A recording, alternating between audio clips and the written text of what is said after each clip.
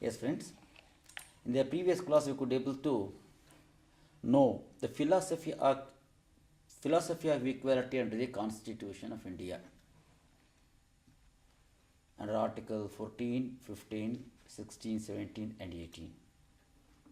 And now we shall pass on to another very important component of Part 3 of the Constitution, namely liberty, enshrined under Article 19 of the Constitution.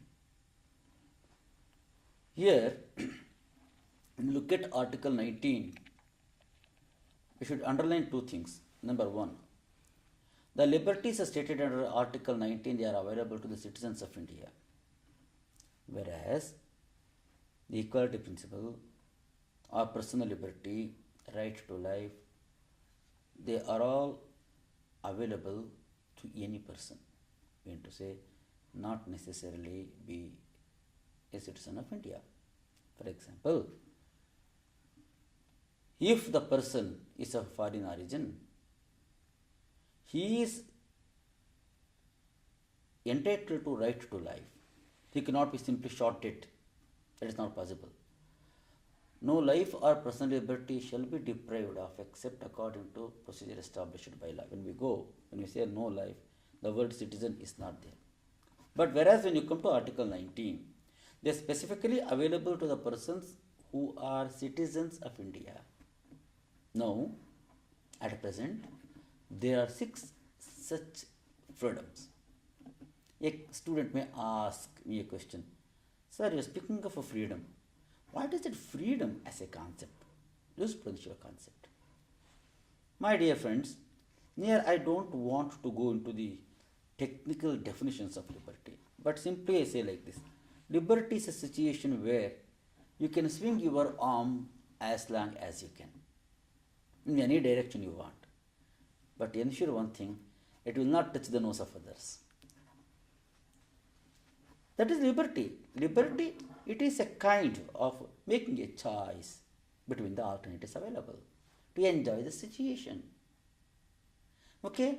When you look at the concept of right and liberty, one cannot subsist in the absence of another. Liberty and right, they go together. Sometimes in few books, you'll find right to liberty. That expression is also there. See, liberty itself is a right. You can enjoy it. Anyway, whatever it is. Here, when the Constitution was drafted, originally, there were 7 liberties.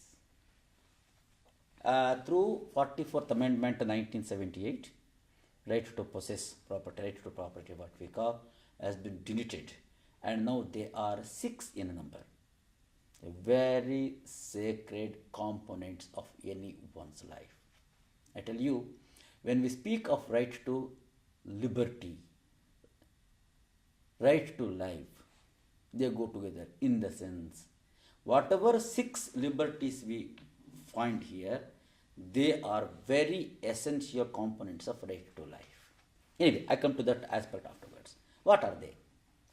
Article 19(1), A, B, C, D, like that, it goes to G. They are different liberties, name of liberties. Then clauses 2, 3, 4, 5, 6, they deal with reasonable restrictions. Why I am telling this? I am simply giving you a clue. At the time of writing examination, you can write like this. Article 19(1), say A, speech and expression. Then B, C, D, 1 in among 1 subclause. Then 2, 3, 1A, 2 speaks of reasonable restrictions. 1B, 3 speaks of restrictions. 1C, 4, like that. Anyway, first, Article 19(1)A, that speaks of right to freedom of speech and expression. B, assembly. Then, C, association. Then D, movement throughout the territory of India. Then next, residence. Then property was there, now that is removed. Then we go for right to profession, occupation, trade, etc. etc. Followed by clauses 2, 3, 4, 5 speaks of reasonable restrictions. First, let me take up freedom of speech and expression. It's a very, very essential right. It's a very, very essential liberty. Always I keep telling, freedom of choice and freedom of voice, they are the two essential facets of democracy. Freedom of choice and freedom of voice. We can make a choice between the alternatives. Like whom you want, you have got a choice, you vote, you select your leader. What profession you want, choice is there. Similarly, voice, you can tell, you can express, including to be silent. They all come under voice according to me. Right to choice and right to voice. Anyway, if you come to freedom of speech and expression, speech, we speak. And expression, we express in the different forms, including art forms. Maybe singing, dance, painting, or whatever it is. Anyway, prior to this, we should know the fundamental philosophy which says no liberty, no right is absolute by itself in any society. Say, America. Do you think American Constitution bestows upon a citizen absolute liberty? No. Absolutism is anathema to the constitutionalism. Constitutionalism, rule of law, they never allow absolute liberty or absolute rights. Like absolute power. Even absolute power is not tolerated. Fine? They are subject to restrictions. These restrictions are put in the interest of society. Of course, we go for different expressions like public order, sovereignty and integrity of India, public interest, social interest. Like that, we use the different. We go for different expressions. But ultimately, philosophy is the same. What is that? Social interest, in the interest of society. Okay? Then who can put those restrictions? State. State means the government. The government can put a reasonable restrictions. Reasonable. Reasonable. How do you say reasonable? Reasonable means to say there must be a nexus between the object sought to be achieved. Like reasonable classification, Here, whatever the process you follow, it should be fair. Not only that, and you should balance two things. One is individual interest and societal interest. Then it is reasonable, whatever it is. And we know the basic philosophy. Individual interest need to be sacrificed in favor of group interest. Group interest need to be sacrificed in the interest of a society.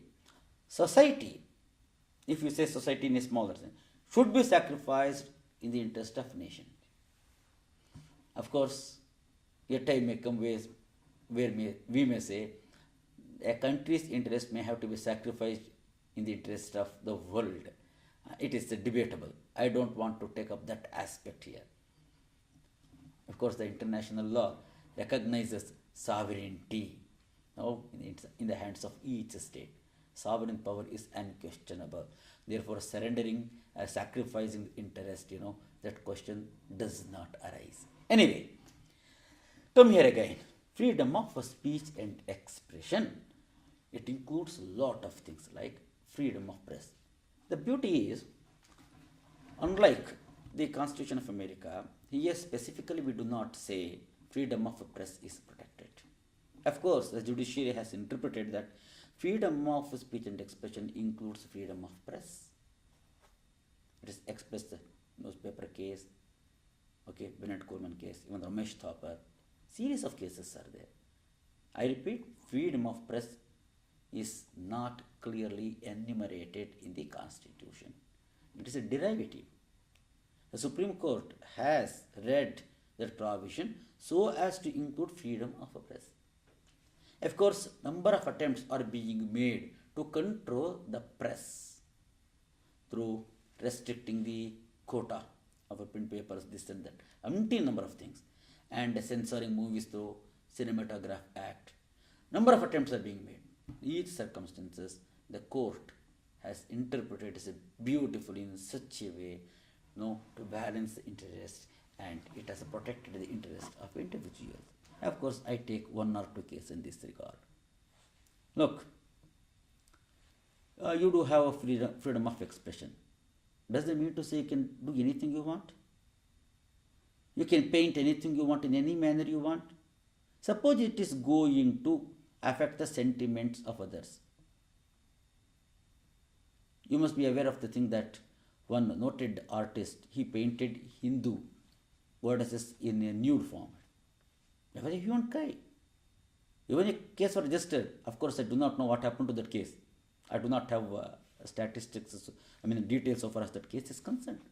But you cannot express the thing in whatever manner you want. Or else, look, the different grounds enshrined. It can be controlled, it can be restricted, in the interest of, say, sovereignty and integrity of India. Then next, friendly relationship, security of state, or friendly relationship with foreign states, foreign state, your neighboring states are in the foreign state, or next, public order, decency, morality, or, contempt of court, defamation. So beautiful grounds, or sometimes incitement to an offense. If you do all these kind of things, it is what we call abuse of freedom of speech and expression. It is not allowed in the law. There are a number of cases decided in this regard. Anyway, in Randir Udesh, I think must be aware of Lady Chatterley Lower case. It's a beautiful case. It's a beautiful piece of literature. I think it's D.H. Lawrence, the author of that. Lady Chatterley Lower. It was a banned book, even in UK. Afterwards, they won the case. Next, in India also, it was banned. Of course, now that book is available in open market, that is a different issue. Now, the scholars were of the opinion that it was a beautiful piece of literature. But what the court said? Court says that literature, in the opinion of the scholars, is good, or a good piece of literature. That is not sufficient. If it is going to deprive the minds of the reader, we do not allow that. Then we have to draw a line between decency and indecency. We need to draw a line between moral and immoral, ethical and unethical.